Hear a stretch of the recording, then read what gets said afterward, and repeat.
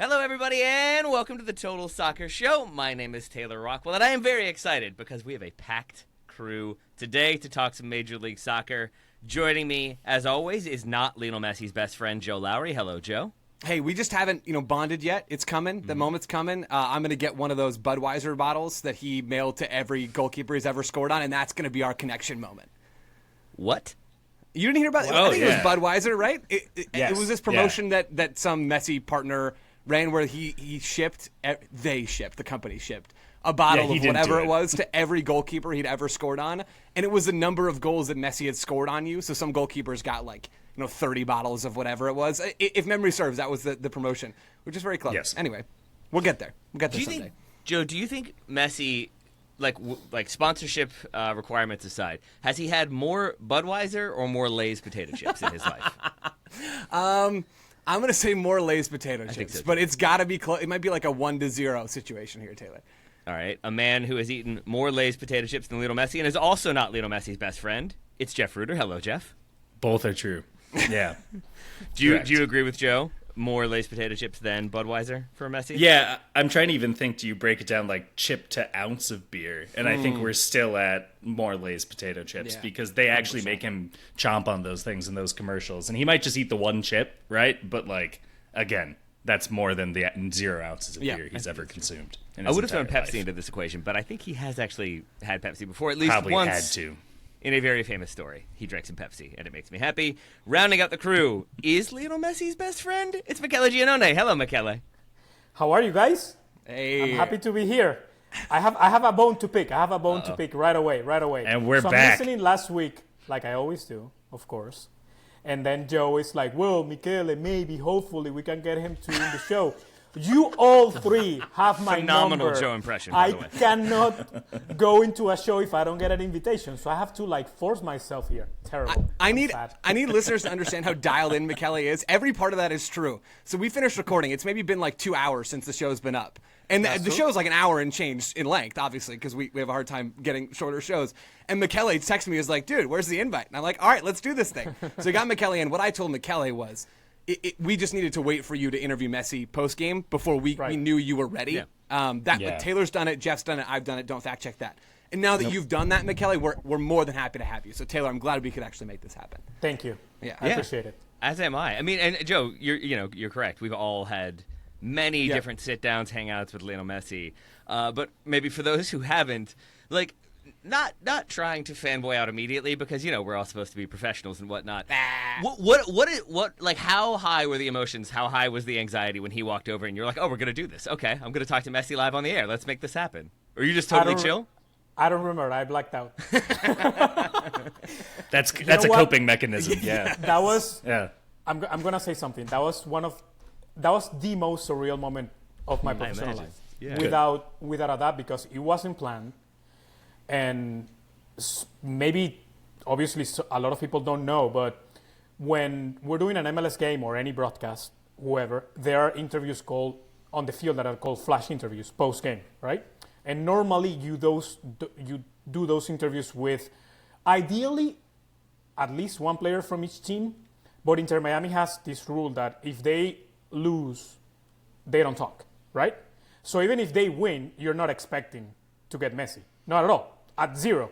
He has spoken 2 or 3 times. He's been in MLS, and one of those times was his introductory press conference. Mm-hmm. Yep. So he doesn't talk to Zane Lowe, Fabrizio Romano. Yeah. Studio setting.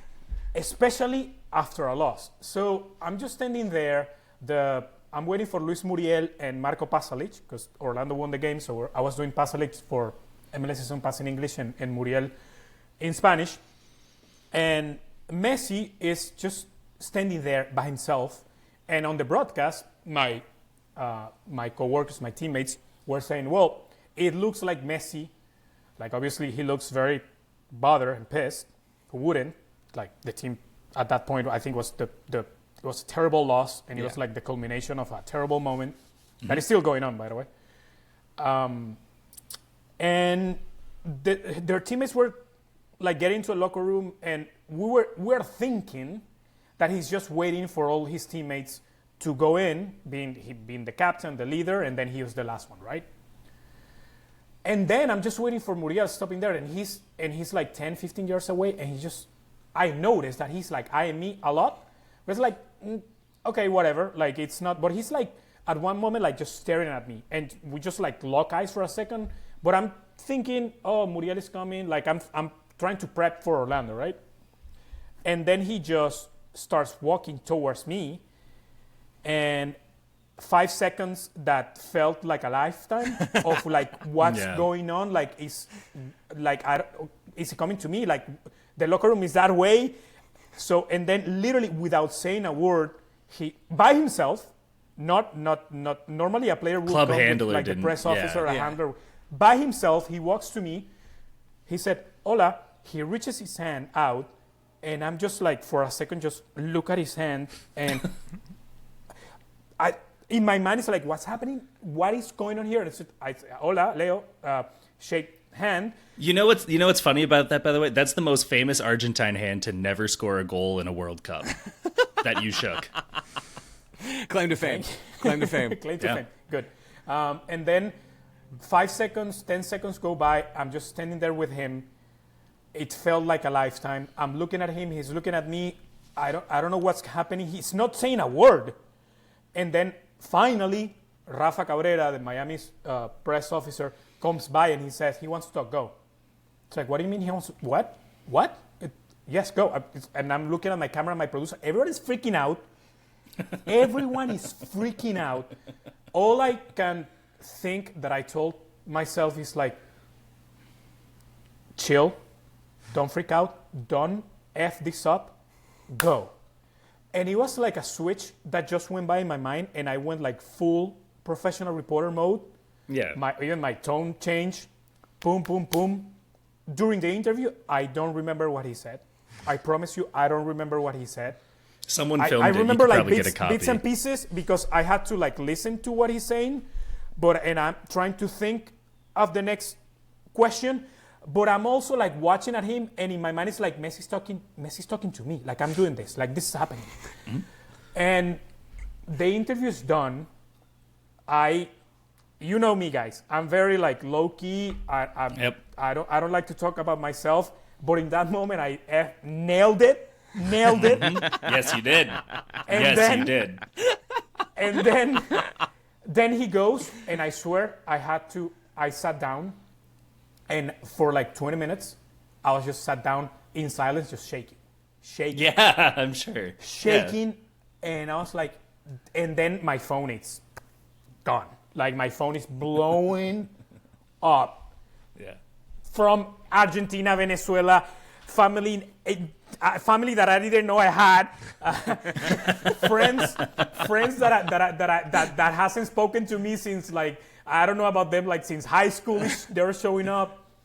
It was an experience for sure. That rules. That's amazing. And honestly, besides covering 2 World Cups, I think that's, as a single moment, it's been the most incredible moment of my life.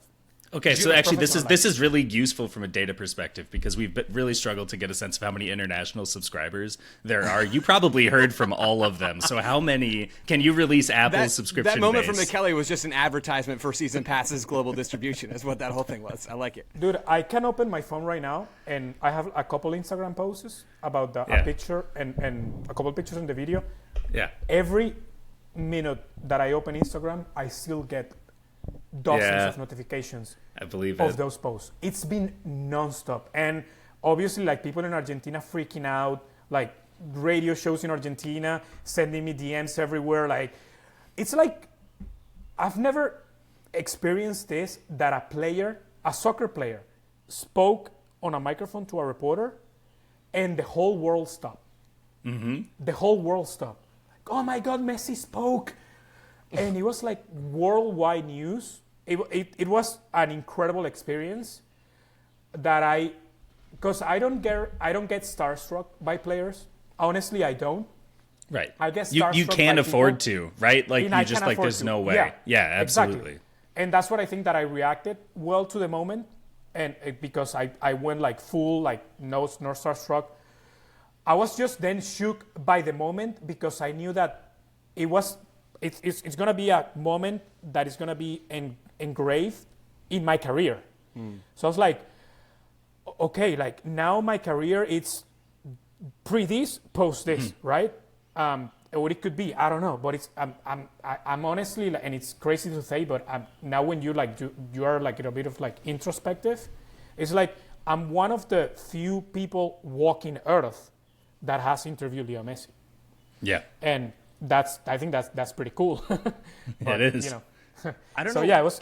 I It was don't know why this is sticking with me, but I have one question about the logistics of this. So he's just standing there, I assume, staring at you intently with a lot of intensity. Does he say anything to anyone? Does he say anything to Rafael Cabrera? No. Or does he just kind of intuit he wants to talk to him? Nothing. He just walked by himself, because I was eyeing him the whole time. I'm waiting for Muriel and Pasalic, whoever came first from Orlando, but I'm looking at him, and he's by himself, nobody around him, and he just comes to me by himself, and again, hola, hand out, and then Rafa, I'm guessing he's freaking out. He runs toward us. That's what I'm wondering. Yeah, exactly. And everyone's freaking out. I'm trying to because in my ear I have producers, everyone's freaking out in the truck, the cameraman, everyone is freaking out because and then he comes and he like Messi. I'm guessing Messi gives a signal to him or something, and Rafa said, he wants to talk. Go. The signal is him walking towards the reporter. Yeah, right. Right. Yeah. That too. And honestly, and look, guys. Like I'm telling everyone, I was at the right place at the right moment. He wanted to talk. Yeah.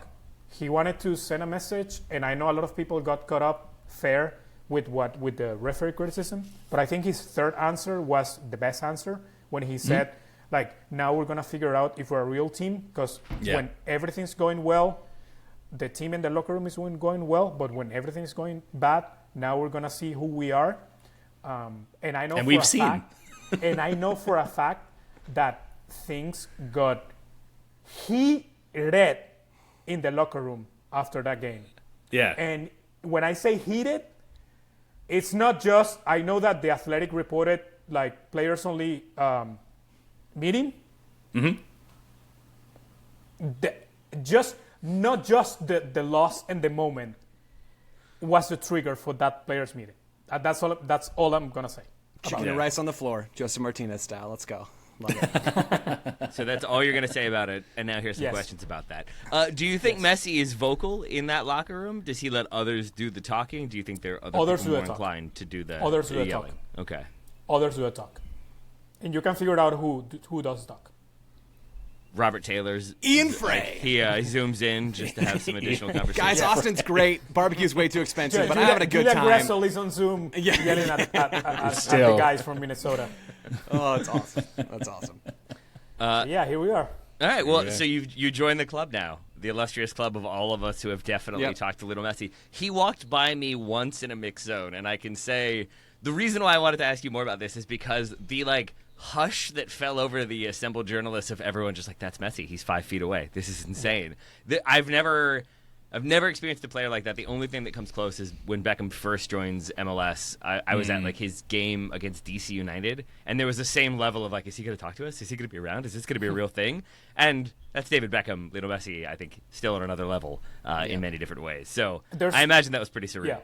Yeah, there's no presence like Messi's presence. I've never Beckham's... been around Cristiano, obviously, but I've been around big players. I've been around big players from other sports. I was around Kobe on an interview one time.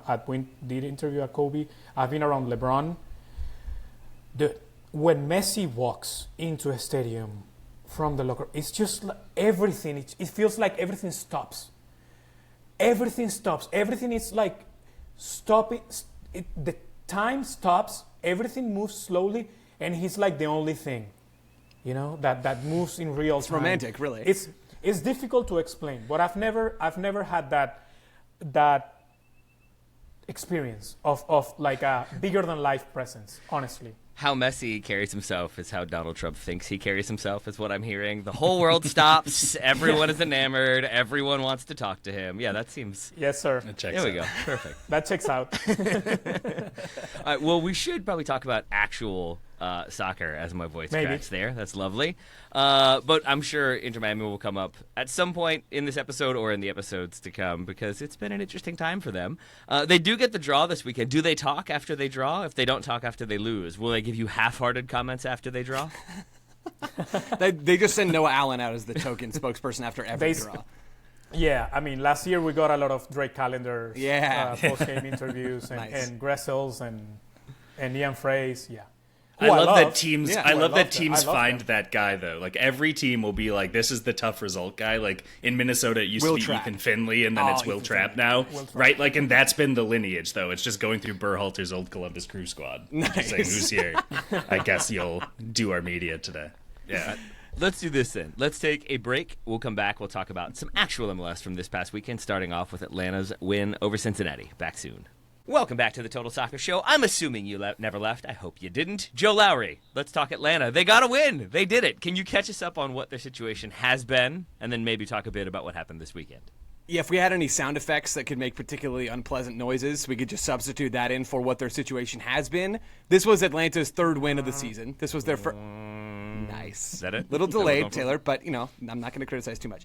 I wasn't sure which sound effect you needed because I didn't know if it was going to be like, meow, meow, like fireworks because they won, or sadness because they haven't won. Go ahead. Yeah, more that one. But, I mean, this was their third win of the season, their first win since the month of March. Newsflash, we're almost into June. It has been brutal for Atlanta United. They've had injuries. They've had challenges this year. Those things don't equate to 0 wins since the month of March prior to Sunday night. This was a big result for Atlanta United. They've been waiting for something that would give them something to build on this season. Ronnie Deila has been pulling out all the stops this season. He's called this team soft already this year, perhaps multiple times. He's been looking for the right levers to pull to pull this team up by their bootstraps.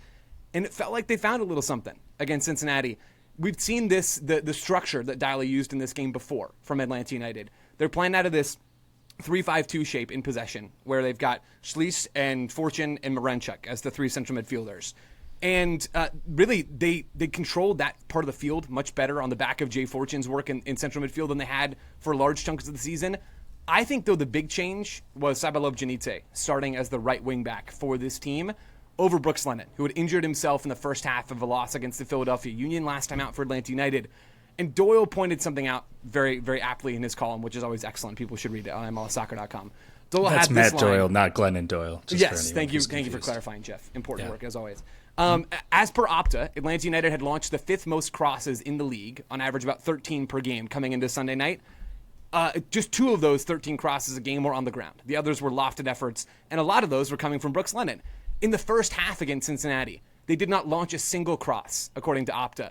Sabalov Janitze on the right wing, he was going both ways. He would get the ball to feet, and he would drive into the box. And Brooks Lennon doesn't have that same skill set, right? Brooks Lennon is a decent crosser of the ball, but he is a volume crosser of the ball. And that has not served Atlanta United well when really their only aerial target is Latte Lat, who does have Joseph Martinez-esque hops, to bring in Joseph Martinez for the second time on this show.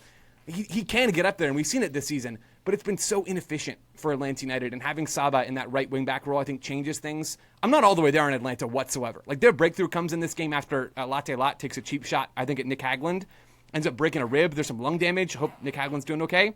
Not great from Atlanta United to start this game, and they get a couple of goals on set pieces, and that ends up making a lot of the difference here. There's still a lot to be done for Atlanta United, but it's taken 15 games. I think we're finally starting to see some of the repeatable recipe here for the Five Stripes, and that helped them win this game 4-2 on Sunday. Michele, you were there for this game. What is the atmosphere like in Atlanta when the game starts? How different is it at the conclusion of the game when they actually get a win? Well, first of all, I agree with everything that Joe said. I think Saba was the best player on the field. Just the way he ran and he covered that right side. He was sprinting until I think he got subbed like at 88th minute or something. He was incredible. And the difference, I think you nailed it. And taking it also from Doyle, from Matt Doyle, that Saba has that ability to get into the box with the ball on his feet and taking players one-on-one and create chances, not just like Lennon, just throwing crosses. And, I mean, the atmosphere, it was a tough weekend, Memorial Weekend. The Braves were playing. the team is not doing great. Like you said, 2 months without a win, eight games without a win. The atmosphere was good. I mean, they announced 41,000 people. That obviously that's not the real number because you're counting season ticket holders that already paid for the ticket, but they didn't show up. I will say that there were like half, probably like 20,000, 25,000 people, but you could feel the tension. Like we didn't hear a roar and Mercedes-Benz going crazy until Atlanta got the fourth goal. And we're talking basically the end of the game because the expectation the whole game, especially when Cincinnati gets the 2-1 just starting the second half, oh, here we go again. Like, and you could sense it. Like Ronny Deila was very chill on the bench, sat down, and actually there's a good anecdote. Like I think the biggest problem of this team is obviously a number 6. Schliss has, in my opinion, had a terrible game. He lost a lot of balls, and he's a player that I feel like when he gets, and he doesn't do well under pressure, and he has a lot of giveaways. And there's a play that just happened on the touchline by the benches. For people to have reference, I'm on the broadcast. I'm standing between the benches, so I have a pretty good feeling of what's happening in the benches. But I was closer to the Atlanta one, and Sleece loses a ball. I think it was a bad pass or something. This happened on the first half when the score is 2-0. And one of the Daila's assistant, he jumps from the bench and he's just MFing Slish. And Daila like steps and he's like gets on his face. He's like, hey, chill, come, let them play. It's all good.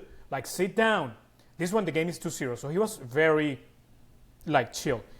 As soon as Cincinnati gets that goal on 2-1, Daila just transformed. Or he was just screaming at their players. Atlanta was just on a low block, trying to defend with their teeth, and they were having trouble getting the ball back and just like getting out of their territory. And Daila, the second half, was just like screaming, like, "Come on, get up!"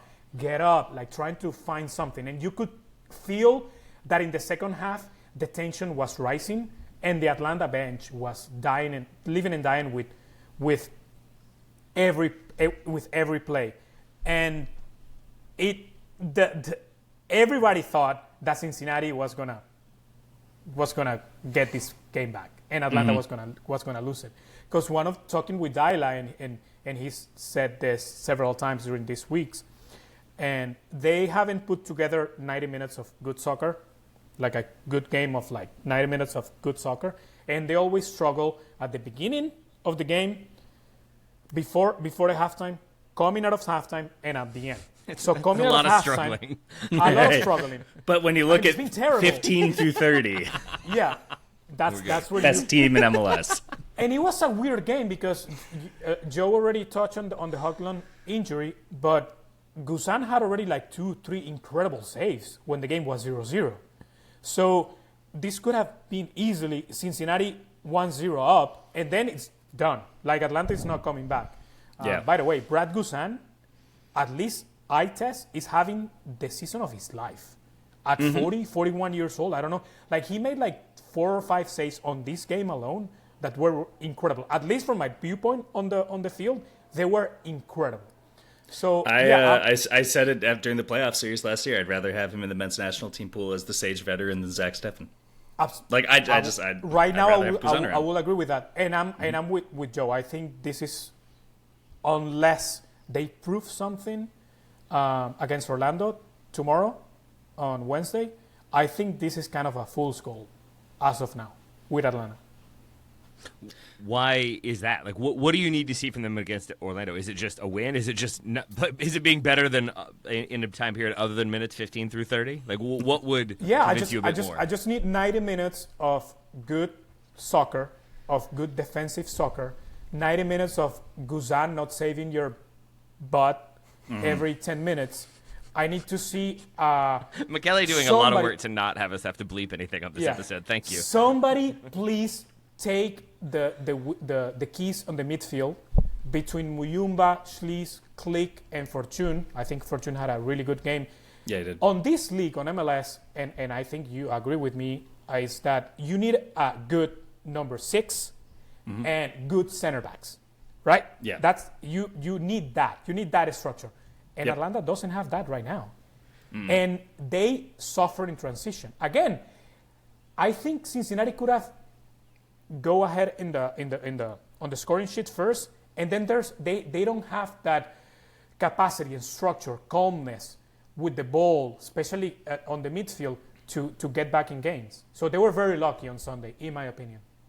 I think so as well. And I think that you look at a couple of other things, like Michele nailed it, like the midfield. I think it's been a glaring issue for quite some time. It's that lack of the players who are there to just kind of do their job. I think that you still see a lot of players with Atlanta who want to be kind of in that sort of glamorous vein. I don't know if that's part of the sales pitch maybe that has been recruiting-wise. It's like, look, we're going to be the one that inspires hearts and minds, kind of like Atalanta, right? Like to force a nearly identical worded parallel, where it's just like we're much more about aesthetic, and we might not compete for every trophy, but you're going to play. I don't know what it is, because there's something about the profile of player that Lagerwey and Bocanegra before him have really kind of earmarked that seems to be more of this sort of like worldly personality rather than the like, let's roll my sleeves up and do a job. Like it's like they took the wrong lessons from how many cards Franco Escobar gets, and is just like, we can never do that again. I don't know what it is, but it's very bizarre. You look at some other things. In all three of their wins, they have conceded at least 2 goals. And none of these performances against Montreal, the win in against New York City, and then Cincinnati, which all came at Mercedes-Benz as well, by the way. Yeah. All of them, they've combined to give up 7 goals, so that's not a good recipe for success. I think in this case, they also didn't get the majority of ball recoveries, and that's something that they've struggled to win throughout the season. My bigger concern, though, is Ladelat, who I thought had just like an absolutely miserable game. And there were a couple of occasions, and we've seen this a lot over the last 2 months, and we talked about this on a past episode where it was like, he is the record signing, but Almiron is the golden boy. And so, like, how do you reconcile with being the most lucrative addition in league history while also still being the second banana on your own squad? And I think that you saw some of those issues manifest in this game, where both Almiron and Latelat were running into the same area and running into each other and stopping each other from taking good shots in transition, the moments that this duo is supposed to be the most dangerous attacking force in Major League Soccer. And they can't even execute that. Latelat was handed 0.98 XG worth of created chances. So to put that another way, it's like, if you add up the number of chances and then also look at the quality of those chances, for people who don't really get what XG is actually saying, like 98%, it adds up to a sum of about 98% chance to score a goal. He didn't put a single shot on target. Like every single, so that means that he had like one of the worst shooting goals added performances when you compare his expected goals on target for where he placed his shots with the chances he was handed. Just absolutely miserable, and that's on 3 shots. Like you've got to get into those chances. I remember there was one just before halftime where the game is completely stretched at this point. It's like the most hilarious 90 seconds of soccer. I swear Guido Gonzalez blew his whistle just because he couldn't make another run back and forth without stretching his legs out or something. Messi criticizes Gonzalez Jr. Now Jeff. Oh my goodness. Right. No, I'm empathizing with him. I wouldn't want to make that run again on that turf either. But there was one moment where the ball goes up in the air and Lade Loth just jumps for it about 5 seconds too early and comes back to ground before the ball is even back in Apple's camera.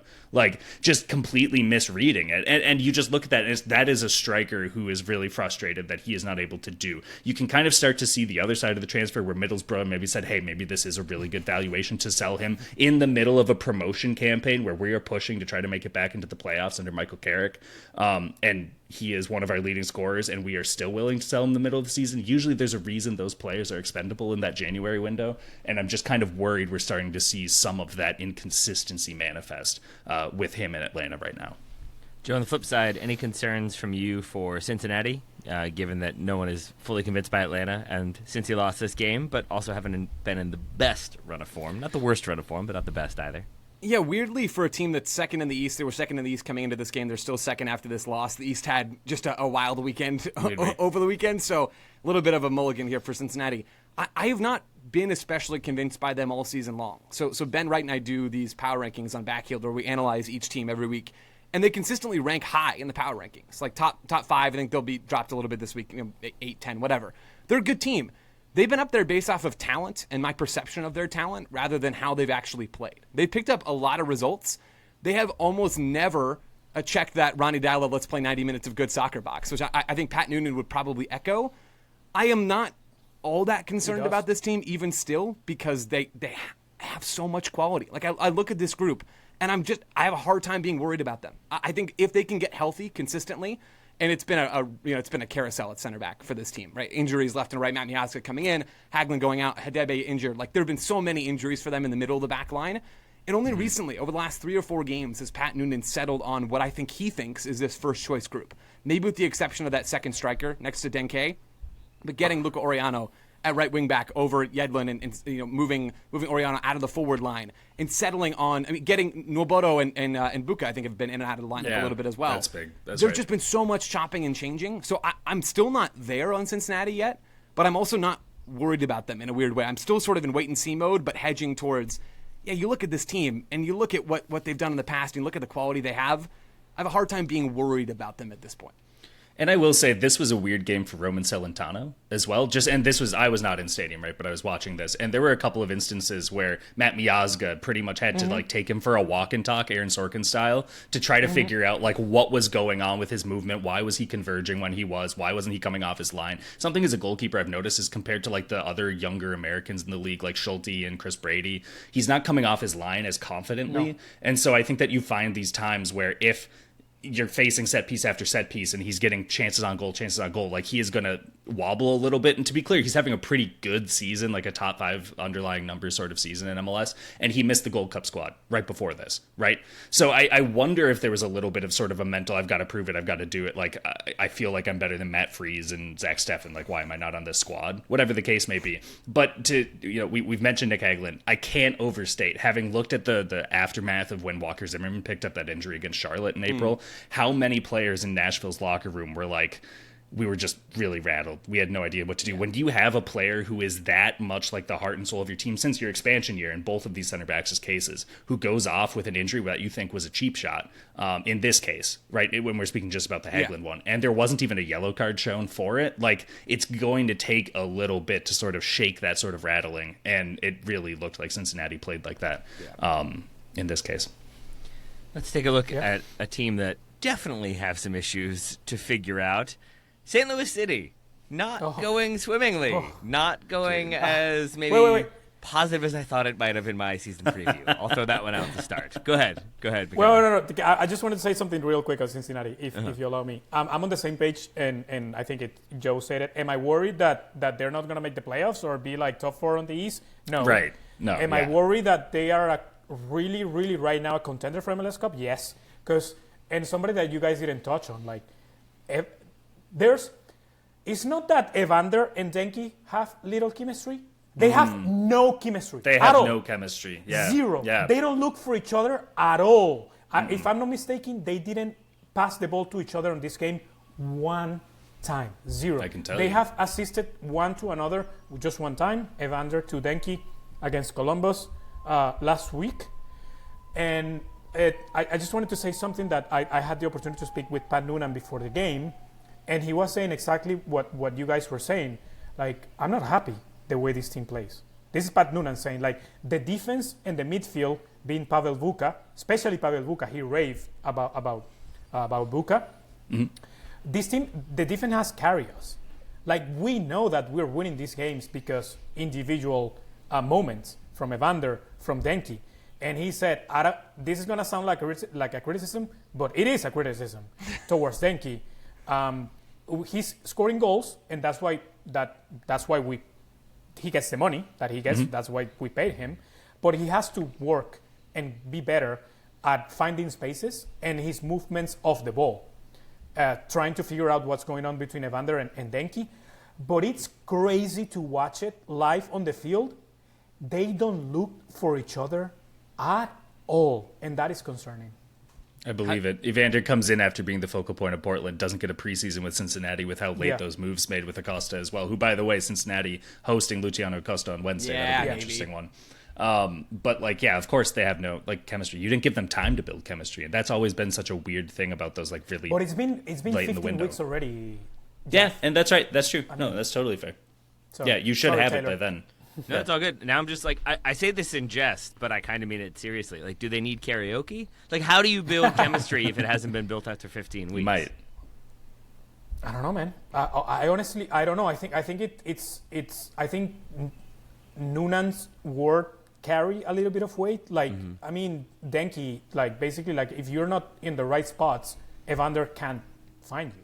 But also, you got to put it on Evander. Like, man, you are one of the best players, if not the best player in an MLS without Messi. You are the best player in Major League Soccer. Because we're setting aside Messi and Riqui Puig is injured. You are the guy. Find him. Make plays. Find him. All right. I think I will relay that information. I understand now. And by the way, I know again. I want to Evander. He had like from outside, you think that he's very like maybe serious, like reserved, like he doesn't have a personality or whatever. Inside the locker room, most beloved guy. Everybody loves him. Like Yedlin was raving about him, just raving. So those are like little nuggets that is fun to. But especially after the reporting of his exit with Portland, right? And the club trying to kind of frame him as the villain there. I'm glad to hear that. Oh no. Cincinnati, he was right. He was right. The club didn't fulfill the promises. He was right. Sure. Maybe he didn't act. I mean, maybe he could have like handled things better. But in the macro, he was right to be upset. That's all. So we're not sold on Atlanta, but we're not fully concerned about them yet. We're not concerned about Cincinnati. We're feeling positive about them. If we keep that trend going, I'm concerned about it. Very concerned. Let's keep the concern train rolling, Taylor. All right, then we'll go that way with it. I'm going to assume that if we're filing concerned or not concerned for St. Louis City, we can all just tick off concerned. Do we have to talk about St. Louis City? Do we have to talk about St. Louis City? We do, because I want to know what's going on. Okay, and I know there is. I feel like there's a somewhat obvious explanation that a certain someone is not pointing to. Cough, cough, let's Pfannenstiel. So in my preseason preview, which I did for St. Louis, I was pretty bullish on them just because I felt like they had made smart signings with Hartel and I still can't. Thank you. Just take a guess. And I always forget which way I'm supposed to go with it. But either way, I thought those were smart signings, and the statistics showed that when they played together, like near the end of the season, once they had some chemistry, they did put up better numbers. You add in Edouard Loven, who was missing last season and has been missing for a chunk of this season. It felt like they still had some pieces. They still had an identity of how they wanted to play. And I was pretty sold on everything they told us about the coaching search for Olaf Melbergs, saying that they went through 25,000 coaches in their database to determine the style and the approach that they wanted, and how awesome job, by the way. He met every single one, and also that this wasn't a short-term appointment. Their data showed that short-term appointments benefited from having MLS experience, but if you're going medium and long-term, which they so clearly were, you don't need MLS experience. You need somebody who fits philosophically and stylistically. And now here they are, having not won 11 games, and Lutz Pfannenstiel sort of Joe, I think you wrote for Bacchio that it was the Tim Robinson, like, who could have done this? Well, and I ripped that straight from Jeff. So Tom had aggregated some quotes from local St. Louis radio that Lutz Pfannenstiel had given, basically calling their whole situation an embarrassment. He said, quote, we're quote at the lowest point we can be. When your sporting director is giving interviews like that, there are problems. There is blame to go around. And Jeff, your bit was funny. That's why I ripped it. Thank you. Lutz Pfannenstiel definitely has some of that Tim Robinson in the hot dog suit. Like we're gonna try to find the guy who did this. Just to be clear, I just referenced Joe referencing Jeff. Correct. Referencing Tim Robinson? Tim Robinson. Okay, cool. Yes. Right. Yeah. Yeah. So I'm not where like, this ends. I still Kevin reference Bacon someone. Yeah. We're like within that many circles of Jeff. Cool. And Jeff's right here, so that's great. There's blame to go around. I'll start. It sounds like Jeff has some Pfannenstiel stuff. I'll start with Melberg because you can just throw a dart at the board here. This St. Louis team doesn't seem to have any real ideas of how to progress the ball into the final third. No. This St. Louis team doesn't have, I don't think, the right players on the field. And Melberg's been handed a tough deck of cards in some ways, and that's where the Pfannenstiel bit comes in. Edouard Loven is like maybe the best number 8 in Major League Soccer. He's amazing. He is so incredibly good. He is like a ball progression cheat code. He's a set-piece wizard. He's fantastic. He is really, really good. Unfortunately, he has been dealing with some really difficult family situations, and so we wish the best to the Loven family. He's not someone that you can rely on to be in the lineup right now from week to week. That's a problem. it's not so much of a problem that they can't move the ball at all, right? Or at least it shouldn't be. That is the situation for St. Louis, where they can't reliably progress the ball. When I look at personnel as well, Olaf Melberg has been ride or die with João Klaus, who in his nearly 3,000 minutes over the last 2 seasons has scored a half dozen goals. He scored 1 goal so far this season. The guy has 10 starts. Simon Betcher was really good towards the end of last season. He was a big part of that boost in form for St. Louis, where I think it was 4 wins, 2 draws, 3 losses, or maybe flip the draws and losses. They were playing at a playoff pace after they make those summer moves. Things were going well enough for the St. Louis team where you could reasonably think that they were going to build on something in 2025. That was not due to João Klaus. That was more in spite of João Klaus than because of João Klaus. Yeah, I agree. He doesn't bring anything, and he's not getting a ton of touches, which again comes back to the ball progression challenge. He's in the 50th percentile for touches in the box per 90 minutes among strikers in MLS this season. Not top of the line, not bottom of the line. He's doing nothing with those touches in the box. Like he's just not a DP level player in this league. Melberg doesn't have attacking ideas. He's been dealt a tough hand, but has not done anything to boost that. When you look at the St. Louis squad, and that'll be done. When you look at the St. Louis squad, it's not great. Like you look at the lineup that lost 1-0 to Colorado over the weekend, it doesn't inspire me. Maybe it inspires one of y'all. I don't know. It doesn't look like a great list of players. But then you go and look at Vancouver and their squad, which I know is an extreme because of how good they've been this season under Jesper Sorensen. But even you look at Colorado. Like, does that Colorado squad really inspire? No, and they're not embarrassing themselves. There's so many teams that are doing as much with as little as St. Louis have this year. They've lost. They have not won a game in 11 games. They've lost 8 of their last 11 in MLS play. They've only beat 1 team this year with a name that is not related to outer space. Yes, I'm talking about the LA Galaxy. Their only non-Galaxy win is against the Seattle Sounders, and that was back on like match day 3. It's absurd. Melberg's leash has got to be really, really short right now. What about the leash on Lutz Pfannenstiel, which I think he then holds, so that's a bit of a confusing cycle. It is. It is. And I mean, like, look, when you say that things are embarrassing and the lowest point they can be when you're the sporting director, like, there is no other direction to look at this. You've appointed the coaches. You look statistically at, like, because right now Melberg has coached as many games as John Hackworth did last season.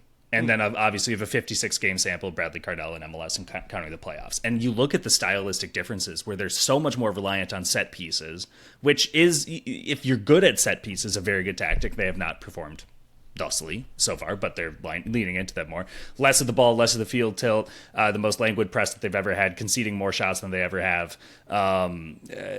attacking direct less often than they ever have before, like shooting less than they ever have before, right? Like, I don't really understand what the stylistic evolution was supposed to be.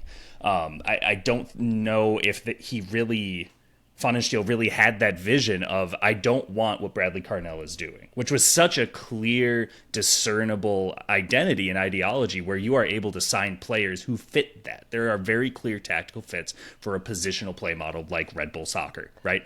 And unfortunately, he just, instead, let's get rid of the coach, let's keep most of the squad.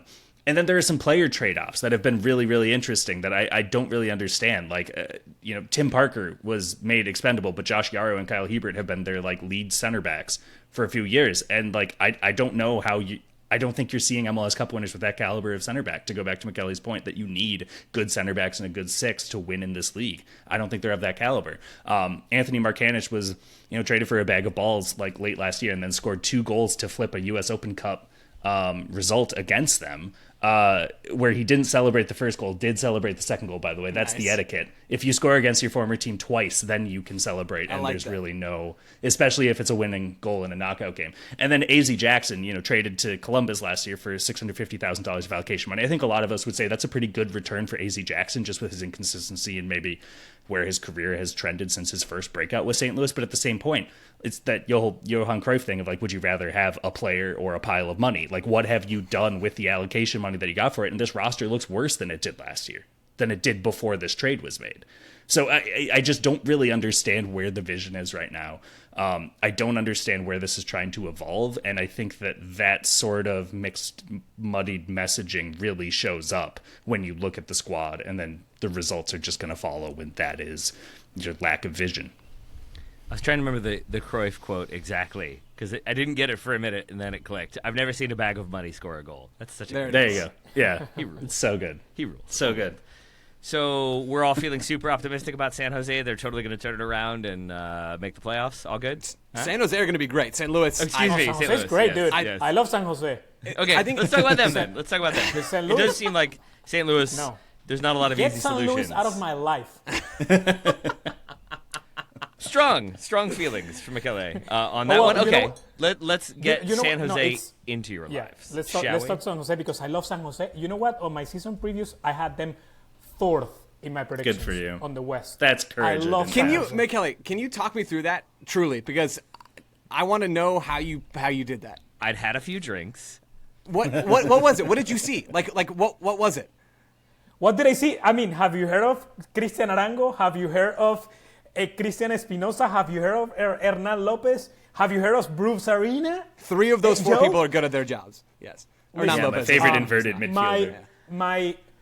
I love Cristian Espinosa. Was my he's great. MVP pick. He's very good. He's the I man. love Christian.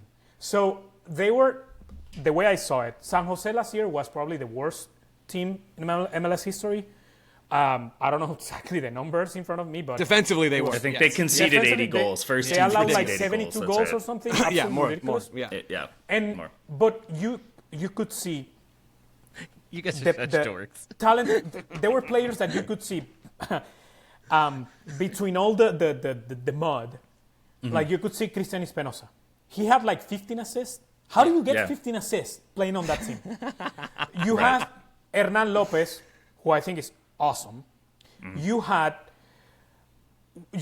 one of the best academies or territories to scout and find players, and they have amazing. I've always liked Kikanovic. He hasn't played that well, but I think he's a player that can be useful in MLS. Like Shakiris is awesome. Leroux, it's awesome. So Don't pretend now you saw bring- Bo Leroux coming, Michele. I don't want to hear that. Not a No, chance. I'm telling him like right now. Okay, like, all right right. now. Good. Like that you can rely on young players. Yeah. And have Yes. that mix Yes. of great players and young players. Why? Because the way I saw it is like, first of all, and I think we don't talk about this enough, the Luchi Gonzalez signing as the academy director. As the academy director. Yeah. Did we forget that Lucci was the academy director of the best academy in the history of U.S. soccer at FC No, Dallas? For a I few will years? say, in my defense, I was too distracted by the fact San Jose decided to wait 5 paragraphs before mentioning his last job was coaching the team. Yeah. Right. That was like the standout part of that press So- release to me. Was like, you so may have I heard just- of him from his previous work. Oh, yeah, I think so. Yeah. I was anyway. very confident that Lucci was going to do a great job or starting to do a great job with academy. I was very confident if we've always talked and it's with fair criticism about the ownership and the willing to spend. But if Right. you sign Bruce Arena, you are sending a message and you're committed to give Bruce Arena a good team, a strong team. And then they start signing players like Chicho. I mean, I love Chicho. I mean, he's a Yeah. beast. Yeah, he can score again. Then you can rely on Espinosa. You can rely on the young players that you have. And then you start bringing good MLS players like Polster. Now, lately he brought the Juan Jones. Like players that Bruce Arena knows from his former team. And just like Bruce Arena is a guy that, and we all know this, like we get like blinded by the signings and the big names, etc. But lately, especially, do you remember that LAFC 2002? How did they became MLS champions? Like signing good, proven, veteran MLS players. And then you mix them up with great talent around them, like Hernan Lopez, Espinosa, Chicho Arango, Joseph, who's like, he's having It's good to see. Yeah. It's good to see like Joseph being, obviously he's not the same Joseph, not even close as Atlanta, but he's still a good goal scorer, a very serviceable player. So I A figured more out confident Joseph, right? It's a I'm Joseph who's not confident. fighting He against his regained his past, confidence. right? Yeah, he regained it's his been confidence. impressive. Especially when he left Miami, he was like shot. His confidence was completely shot.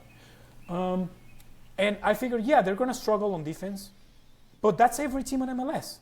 Unless you have like 2 beasts of center backs and a great 6. So I figured they're going to start winning games 4-2, 4-3. And this is what's happening right now. Yep. So I was confident that they were going to be a really good team. Did I get carried away by putting them fourth? Maybe. But I for sure had them in the playoffs. For sure. And I love to see Cristian Espinosa getting the love that he's getting. Oh, me if too, I man. would have to vote for an MVP right now, Cristian Espinosa is my MVP. He leads the lead in assists, key passes, created actions that lead to shots on goal, actions that lead to chances. So he's leading in a lot of statistics that maybe are not like the mainstream statistics, but that impact the game so much. And finally, my boy, my guy, is getting some love. Finally has a team worth his caliber around him. That's the biggest difference, right? Like, he's that too. I think it's like him and Carlos Gil have created the most chances in MLS since the start of 2019. Like, just really, really good to see that he's getting his due now with a better squad.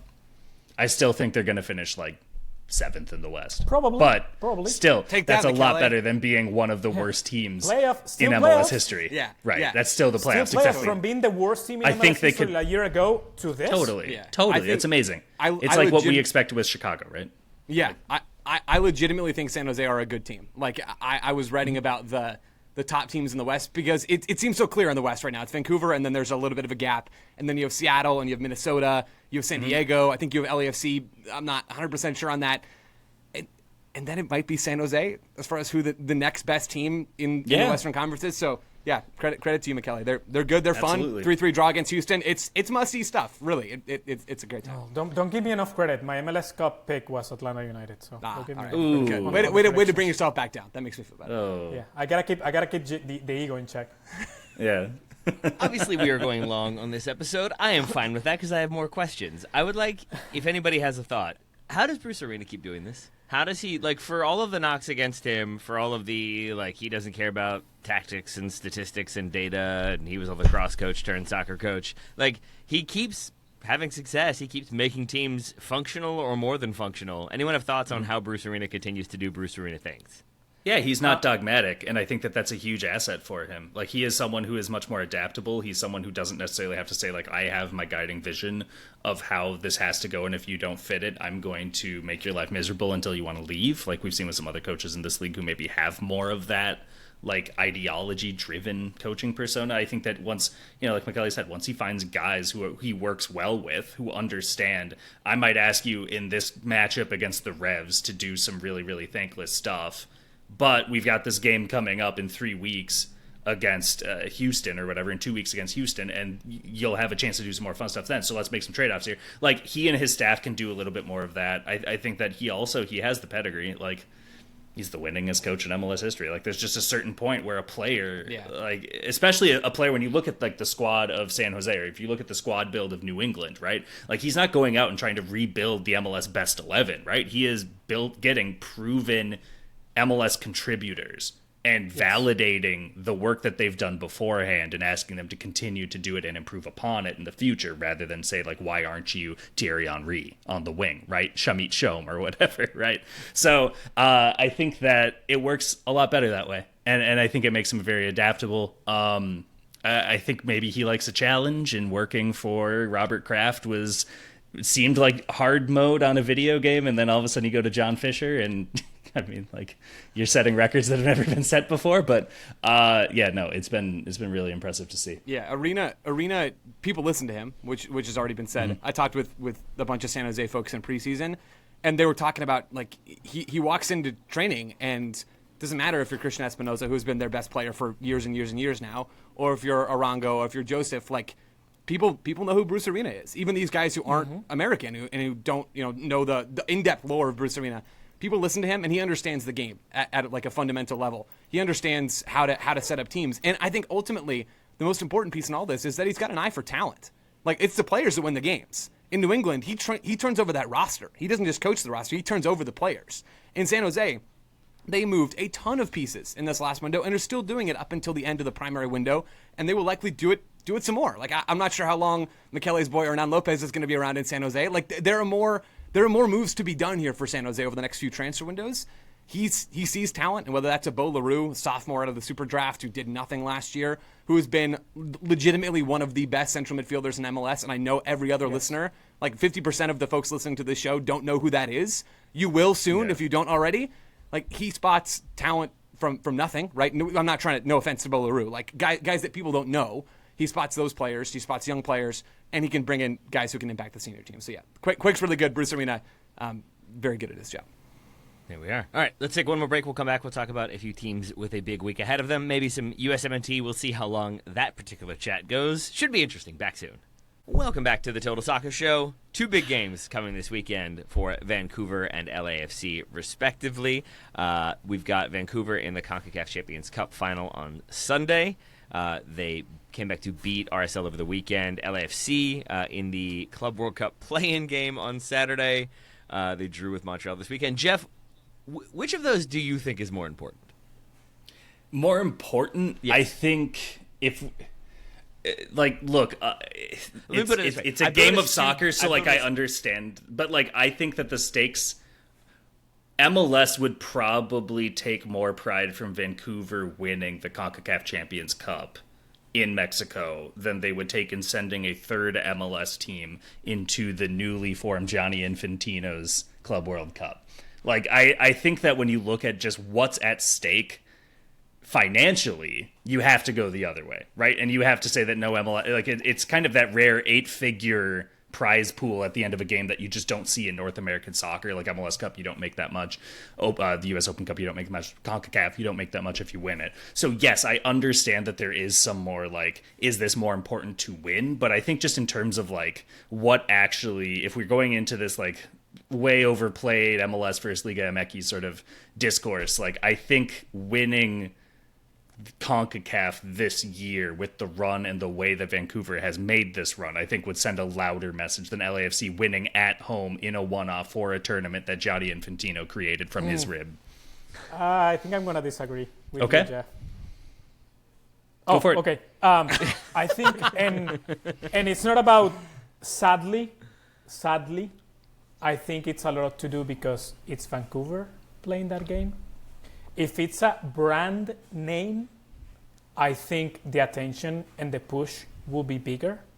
Doesn't that make it worse if they lose, then? And I think, no. If Vancouver wins. If Vancouver wins, I think it makes it look worse because it's Vancouver. This team that we hadn't heard of from a city that we only knew as a host city for this World Cup we're joining. You know what I mean? Like, that's in Mexico. The rage in Mexico is going to be bigger because, oh my God, Cruz Azul lost with Vancouver. Where is that? That's not even in the U.S. That's I'm telling you because I live that. Right. No, of course, yeah. And because it happened with Seattle against Pumas, and Seattle, it's a much bigger brand. I'm sorry, Vancouver, I love you, but I'm just trying to give perspective, right? And again, on the other side, you have a big brand. You might want to say it, LAFC, against the biggest club in the North American continent. Still is, yeah. For MLS, putting, I know it's a made-up tournament. I'm probably not gonna watch. I'm probably gonna watch just when the MLS teams are playing. I don't care about this tournament, but it's the Club World Cup. It's FIFA. It's LAFC beating America. MLS putting a third team on the tournament. I think in the media, that's going to carry much more weight than Vancouver winning a CONCACAF trophy. I see the argument. And I hate this. I hate my words. I hate the words that I'm saying out of my mouth, but I'm just trying to give you a perspective. Yeah, no, and it's totally fair. But I think prestigious crap. Again, but like you look at it, and it's like you got a third team in the tournament. That's great. Is LAFC equipped to advance past Chelsea, Flamengo, and ES Tunis? Like probably not, right? So like I don't know what you can really hang your hat on there. Besides, I won the one play-in game. The Harris having three teams on the biggest. I don't think it matters if all three of them get grouped. Like, I don't think that looks any better than having two teams grouped. On that, I agree. Yeah. So, like, it's a tough thing. Like, I have to cover the tournament. Like, I am part of our coverage plan for the Club World Cup. So, like, I will be following this thing. I will be in Seattle for the opener against Botafogo. I'm very excited for that matchup, actually. I'm going to get in so much trouble now with saying all of this. But. No, it's fine. But I think it's, like, it's a good point. Like, it is a tournament that sounds Like, it should supersede Champions Cups, Champions Leagues, right? Yeah. Like, to be able to say, like, look, yeah, if you can get into the Club World Cup, like, you get to wear the gold thing on your chest for, like, 3 years' And time to be fair, if you win the World, right? Sorry to like, interrupt. yeah. And to be fair, we as MLS Season Pass, we are going to have presence in Mexico for the Cruz Azul Vancouver game. Oh, that's cool. And that's we good. are not going to have presence in LAFC America. So as a league, So I'm right. we're putting, as a league, where I'm talking like, well, as a league, MLS is Yeah, of putting course. a lot of investment in going to Mexico and being there and covering the game. So that's give cool. the point to you. No, but that's good. But, like, I also see the global implications matter. I just think ultimately when you look, LAFC at home against Club America, like, I think that is one of the few matchups. This doesn't even happen with the Galaxy, right? This is one of the few matchups where they are going to face away support that can actually, like, change the atmosphere at that stadium. Absolutely. And I think that that's going to be a very, very interesting spectacle. Frankly, just like the actual sensory of it. I'll be very curious to see how they play, given Cherundolo's well-documented approach to big games. I think that I would say I would predict Club America to win that game.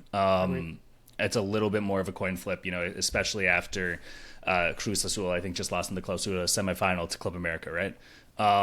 So they're coming off of a little bit of a gut punch in the domestic league as well, but they've had time since then, so they'll come into it pretty well rested. They've got a good goalkeeper. They've got good defending. Like, Sepulveda is ageless now, I guess.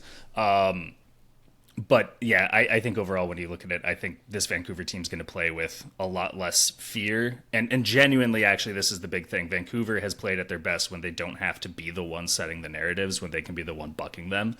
And I think that they are in another very good position to do that right now. We'll see how they get along in midfield without Berhalter. But yeah, I think it's a match they can win.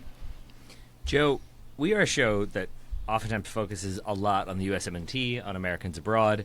The answer to this one, I think, should be obvious, and yet I'm not sure it is. Which thing are you more excited for this summer? The Club World Cup or the Gold Cup?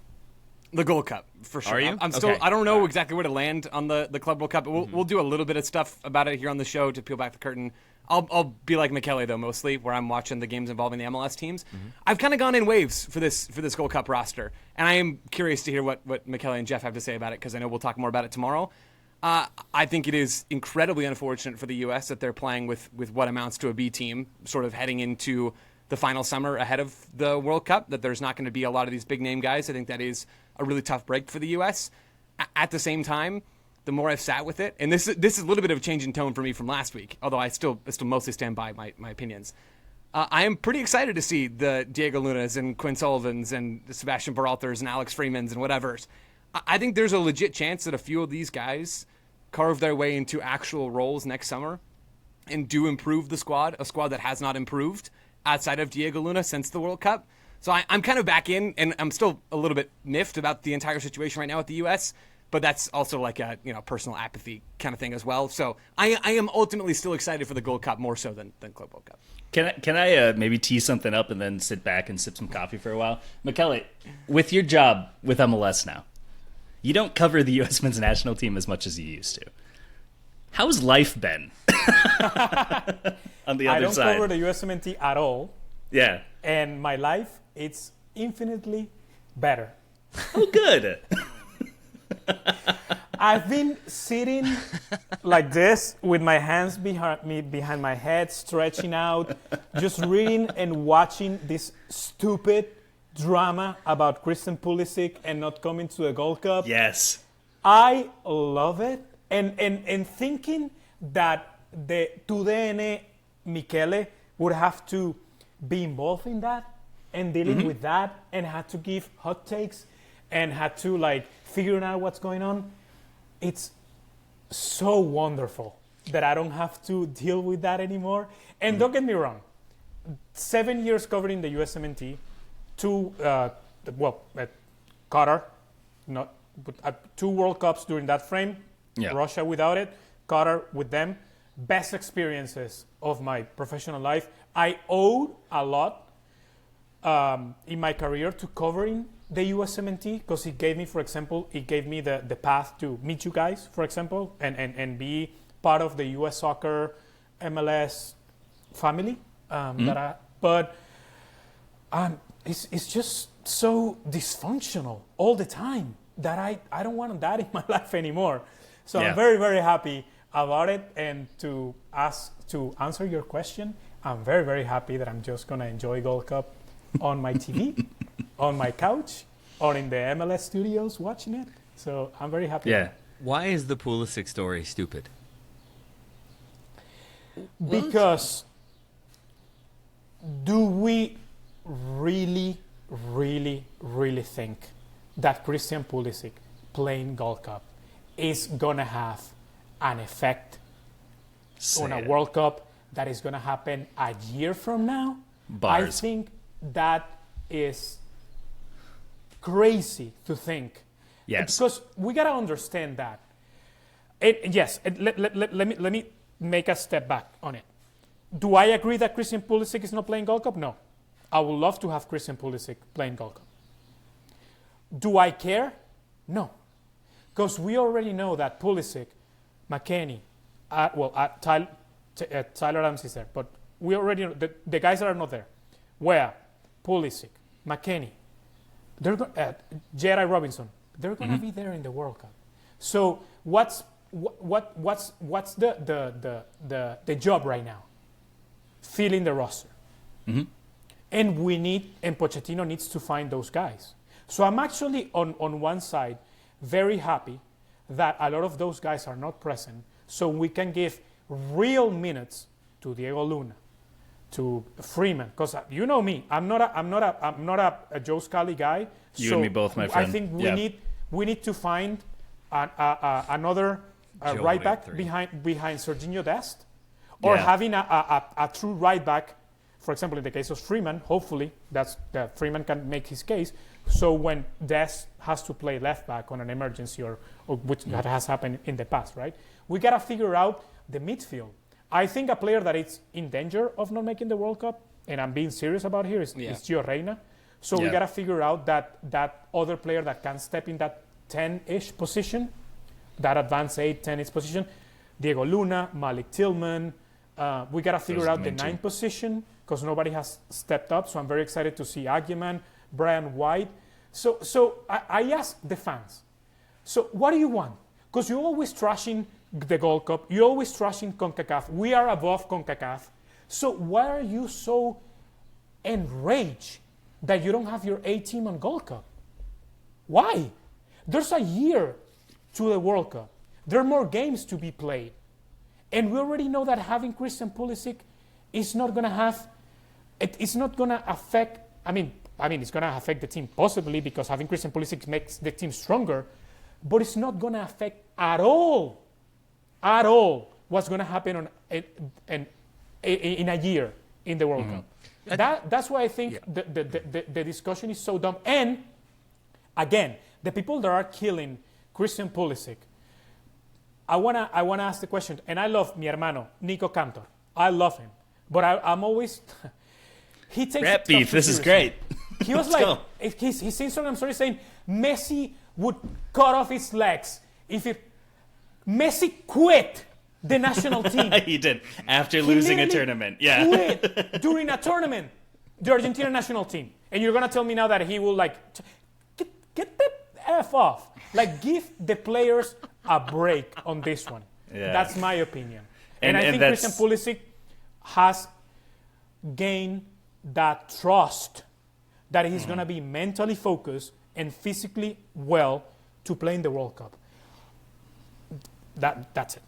And I agree, like, wholeheartedly. I was giving you a standing ovation in my head, like, the whole time. But if I kept saying yes over and over, this would have been unintelligible, and that's not for good podcasting. I think that a couple things. Like, I understand the contrarian point where you would say this is the final meaningful window, and therefore you need as many of your. He doesn't need. If you need someone to disagree, I can tell you I disagree. So okay. You don't because I don't even disagree with like the premise of what Michele is saying or what you're saying, Jeff. Where I am is that I think I am more panicked about the USMNT than I have been maybe ever, because I do and have I think a that's higher justified expectation, and I do have higher hopes for them. But I don't buy into the idea that this is the most talented team of all time or the golden generation or anything like that. But I think to see a team that so clearly lacks heart and lacks intensity and lacks belief and doesn't go out there and kind of fight the way, in my opinion, fight the way USMNT teams have in the past, I kind of chalk that up to, okay, maybe they got too complacent under Berhalter. Maybe Berhalter was too complacent. Maybe he wasn't really pushing them. I buy into that narrative. And then Pochettino comes in. And Pochettino is a Bielsa disciple, is famed for the intensity, is famed for being a demanding coach who demands a response from his player. He talks all about how our players have to adapt to what we're doing. They have to be intelligent but athletic. And then there really has not been a response from this team. And you haven't seen that buy-in. You haven't seen that corresponding rise in intensity that I expected, at least. Maybe that was a mistake. But then I can kind of explain it away as, well, you're missing Dest, you're missing Jedi, you're missing this guy, you're missing that guy. Maybe it's just that when you don't have those key guys, you can't really expect that same level of intensity or that same level of belief because you have to change. But that's an issue that's entirely fostered, Taylor, because I think that you look at from, let's say, about 21, when World Cup qualifying started up until Berhalter saw out the end of the Copa America, right? I think that we would probably agree about 20 of the squad members were pretty much written in Sharpie, right? And maybe more. I think that's actually probably low. Like, it would be 22 players, and then either you're rotating out Sean Johnson for a younger goalkeeper, or one of your center backs is hurt, so you're calling in Mark McKenzie instead, or Austin Trusty, right? But I think by and large, it was the same group. And I think that group had the hierarchy of importance and starting priority established and drilled into their heads, because MMA was going to start if they all had, at least 5 functioning legs between the 3 of them. That you would have Christian Pulisic on the left and Tim Weah on the right, that you would have Tim Ream starting in center back, you'd have Jedi on the left, Serginho on the right, Matt Turner, so you've got one center back position and maybe striker that are rotating every single game at this point. And at a certain point, you've lost 3 years of many of these players being trusted to start international games and do well. Malik Tillman looks absolutely lost anytime he steps on that field, because he has always been the backup to Gio Reyna, or he's been playing out of position doing the Yunus Musa role, the Weston McKennie role, or the Christian Pulisic role. None of those are what Malik Tillman do as a soccer player. And so I like the idea of using this Gold Cup to say, you know what, we need to get more of these guys games. We need to get a good run where maybe Brian White and Damian Downs and Patrick Achimong aren't who you would project. You would probably say you want Pepe, you want Balogun, you want Sargent, but we need to get more of these guys, and maybe some of the other ones aren't in as good form. I don't know. I think that you just need... Yeah. You need to give that chance, and I don't think Pulisic needs that chance to the same extent that Quinn Sullivan does. And now I give you the standing ovation at the same time. And to jump real quick to what Taylor said, it also, and when I say on you, I'm not saying on you, I'm saying on like the person that is listening. The expectations are on you. Like, do you think, for example, my expectations are low. Do I think this team, even having his best 11, can win a World Cup? No. And do I think this team, having their best 11, can make a semifinal of the World Cup? No. So I'm not panicking. Because I think that I know the limitations of this group, so I'm not panicking yet, right? Yeah. And I need and what Jeff is saying is important, Taylor. I think that Pochettino needs to find players. He needs to find players. We already know what Pulisic is going to give you. We already know what Wes is going to give you. We already know what McKennie is going to give you. He needs to find players because the roster in Qatar wasn't good enough. There were players that didn't see the field. Berhalter run 8 or 9 of the same players to the ground. They had no legs against the Netherlands. MMA was completely gassed during that game, and you could see it. We need to find those options. Because if you in your mind have, it's going to be this, and you already have in Sharpie, you're going to fall into the same trap that you did in Qatar. That's the way I see it. Joe, sorry, I know you want to get in. That's okay. But I don't even really disagree with any of that. I think there are 2 things that kind of are maybe a little bit different in the way I see it. One is what I'm talking about with the that lack of intensity and that lack of fighting spirit that I feel like we've seen under Berhalter, but now under Pochettino. Yes. No, I don't think the U.S. is going to. if you ask, are they going to win? Are they going to make the semifinals? I would probably say no. Are they going to make the quarterfinals? I would probably say no. But at the same time, I think there is, for the longest time, at least a feeling of like, but they're going to work really hard, and they're all going to pull in the same direction, and they're all going to fight for each other. And so you never know. You never know. This team, I know they're not going to, because there isn't that fight. And it's not just a U.S. thing. I think any team that makes a surprise run, Croatia, Turkey, like even at the last Euros, like Georgia, Morocco. Morocco. Like, you can still have talent, you can still have ability, but if you have everybody believing that you can maybe pull off a surprise, that level of effort oftentimes I think is rewarded, especially in international football where the best talent doesn't always win the day.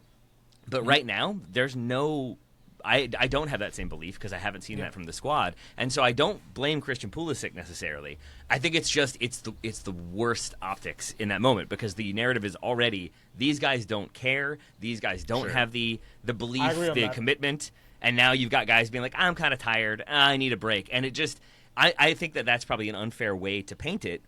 But also, it's an easy way to paint it. And so that's where I have that frustration because ultimately, and this is my final thing, Pulisic can sit out the Gold Cup and Pochettino can stumble upon this team that, like, wow, everybody works so hard and everybody's so great. And they win the Gold Cup and they win the final 3-0 because of their intensity.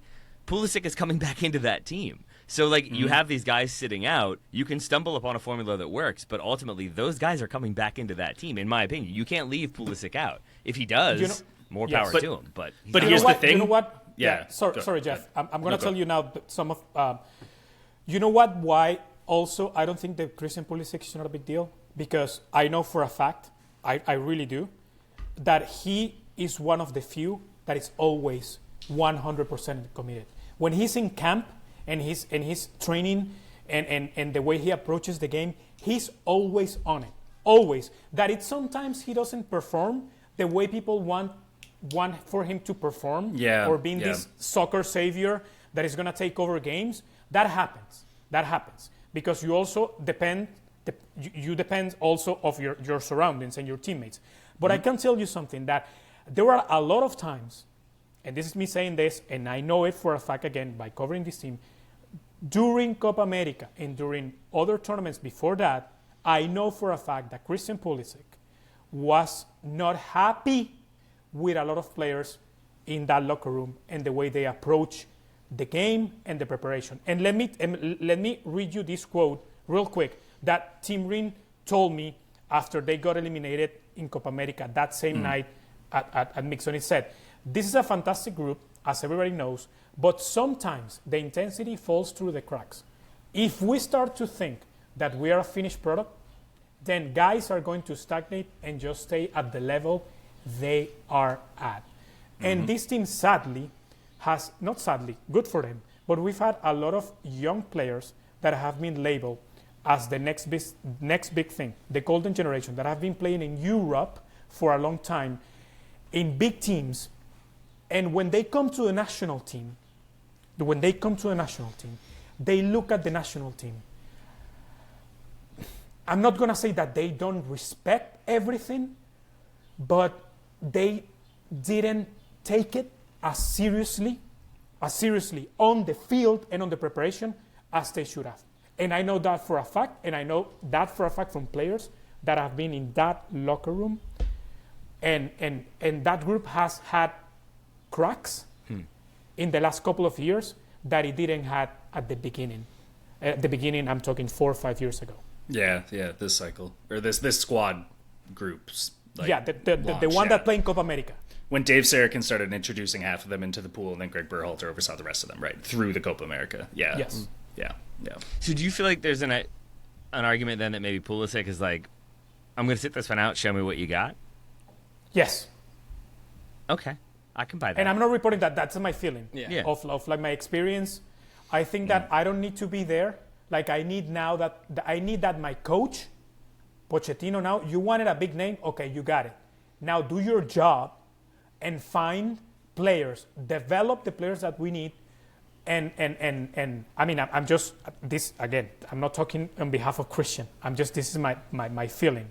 I think that the mentality of some of the players, like Pulisic, is like, I don't have anything to prove, but I need that my coach now, like, we need to get better players and develop more players because this is not good enough for the next World Cup. I know that we need to close. I am also more against the Jeff Michele point, although it's well argued. And I think really the margins are thin, and it probably doesn't matter a ton in the grand scheme of things because I agree with Michele.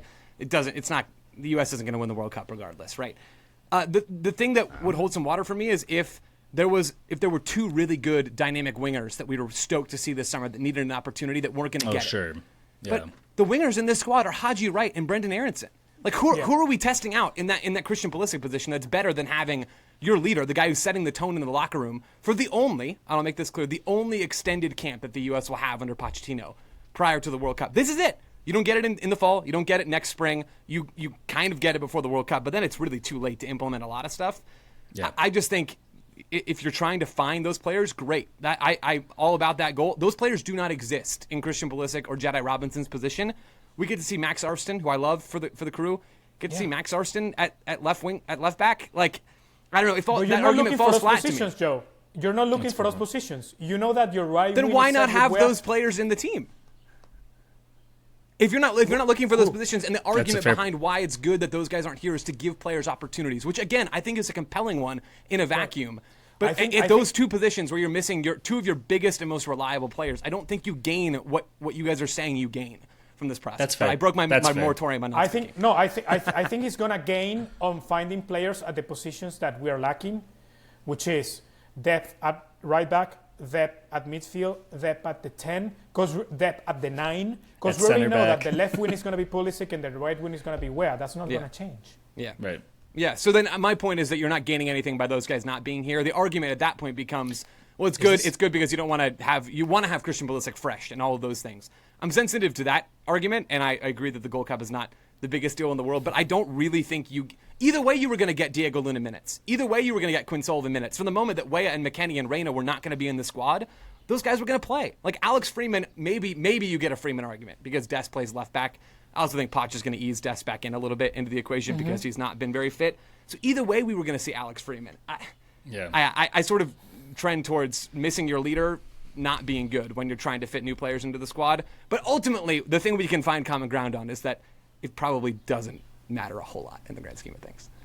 I think the idea of Pulisic being like, show me what you got, it turns things around for me a little bit. I'm not gonna lie. Do it while you're there. Because if you've been working your socks off and feeling like you are the one who everybody looks to, teammates, coaches, supporters, to like make something happen, and you've been tasked with it, but also getting the kind of brunt of the blame, and you're gonna get criticized for it. I can see being like, you know what, man, like. I'm gonna take a break. I'm gonna take some me time. I've earned it. You figure it out and see how easy it is without me. Like I can handle a spiteful decision along those lines. Not saying that that's necessarily what he's doing, but if it is I'm happy to keep playing for this team, but right now the intensity, the energy, the commitment isn't there. Show me that it's there, and I'm coming back. I mean, maybe you want that leader to be there leading by example. Maybe he hasn't felt like he's able to. There's a lot of maybes. There's a lot of conditionals with this team. Joe, I look forward to talking about it more tomorrow. Yeah. And I look forward to talking about it with Michele and Jeff at various points because I look forward to having this foursome together again to talk MLS, to talk US, as long as Michele can handle it because I know he's enjoying not having to talk about them. So. No, I like talking about them. I love not covering them. There we go. All right, but we've gone plenty long for today's episode. I really appreciate all the time, all the energy, guys, all the analysis and knowledge as well. Jeff Ruder, thank you, my friend, as always. Thank you. Joe Lowry. Chucky Lozanjo, thank you, as always. Thanks, Taylor. And Michele, thank you very much for being here. Welcome to the We're All Best Friends with Messi Club. I'm glad you finally get to be a part of it.